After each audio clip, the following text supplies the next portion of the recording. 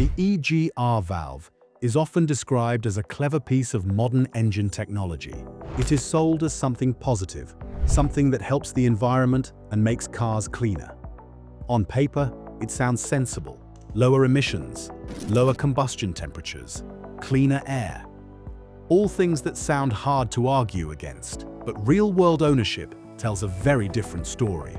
For many drivers, the EGR valve becomes one of the most frustrating parts of the entire car. Loss of power, warning lights, rough running, poor fuel economy, and repair bills that seem far too high for such a small component are all commonly linked back to EGR problems. Most owners don't even know what an EGR valve is until it fails. And when it does fail, the car often feels broken almost overnight. It might still start and drive, but it no longer feels right. Throttle response disappears, the engine feels strangled, and confidence in the car quickly fades. So in this video, we are not asking what EGR is meant to do in theory. We are asking what it actually does to your engine over years of real driving. And more importantly, does it really belong on a car you plan to own long-term?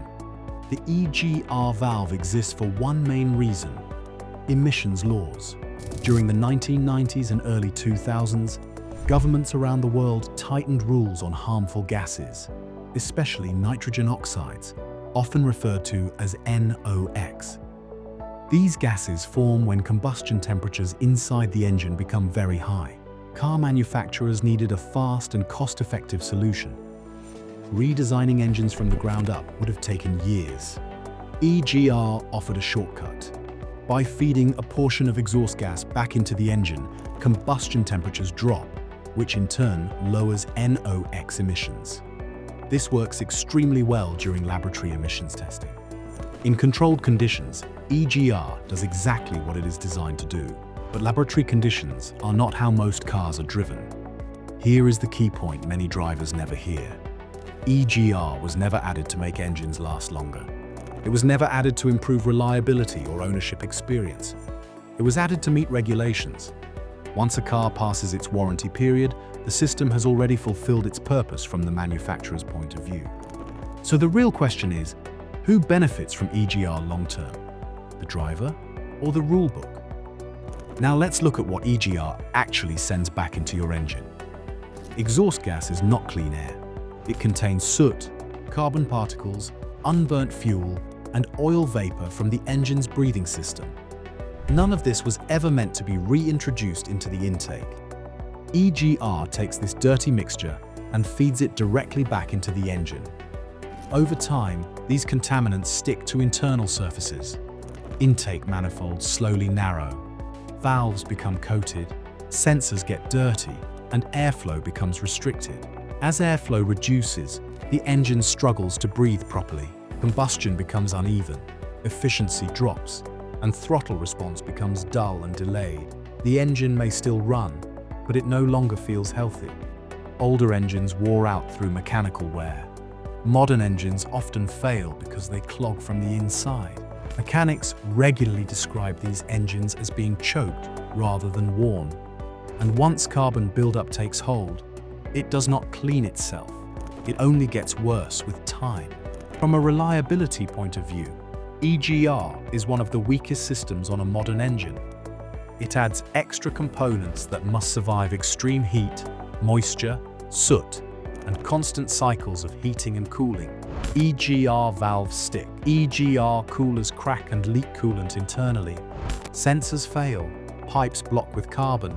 Any one of these failures is enough to trigger warning lights or limp mode. When this happens, the engine management system reduces power to protect the car. To the driver, the vehicle suddenly feels unreliable, even though the engine itself may still be mechanically sound. Have you ever owned a car that felt broken, but no one could clearly explain why? Very often, EGR is part of that story.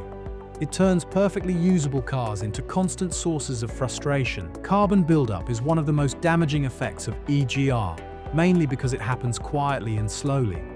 Drivers rarely notice it at first. Short journeys make it worse. Cold starts make it worse. Stop-start city driving accelerates the problem even further. Diesel engines suffer the most. Carbon builds layer by layer, gradually reducing airflow. Throttle response becomes lazy, idle becomes rough, and fuel economy slowly drops.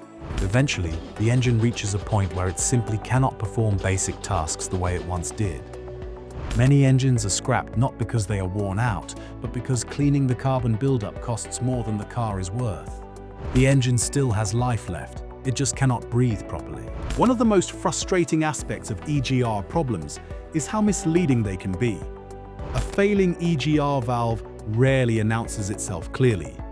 Instead, it mimics other faults, turbo problems, injector issues, airflow sensor failures, or even DPF blockages. This leads to misdiagnosis. Parts are replaced unnecessarily. Money is spent chasing symptoms rather than the cause. A single sticking EGR valve can make an otherwise healthy engine appear unpredictable and unreliable. This is why EGR problems often turn into long, expensive repair journeys that drain confidence in the car. On diesel vehicles, EGR works alongside the diesel particulate filter, or DPF. The problem is that EGR increases soot production, while the DPF is designed to trap soot. One system creates contamination, and the other struggles to deal with it. When this balance breaks down, regenerations fail, limp mode appears, and forced regenerations become common. Owners are often told the DPF is the main issue, but in many cases the EGR system helped create the problem in the first place. EGR-related repairs are rarely cheap. Cleaning can cost hundreds, replacement costs even more. And in many cases, the issue returns after a short time. One repair leads to another. Confidence in the car fades. Ownership becomes stressful rather than enjoyable. At some point, many owners ask themselves a simple question: is this car really worth keeping? So why do manufacturers continue to fit EGR systems? Because they work where it matters most to them. They pass emissions tests. They meet regulations. They avoid heavy fines. Long-term ownership reliability is not the priority. This is not a conspiracy. It is simply the reality of how modern emissions rules shape vehicle design. EGR does reduce emissions, and that part is true, but it also adds complexity, reduces reliability, increases maintenance costs, and shortens engine life for many owners. It may help the air outside the car, but inside the engine, it often causes more harm than good. So here is the final question. Would you rather have cleaner test results or a car that lasts? Let us know your experience in the comments.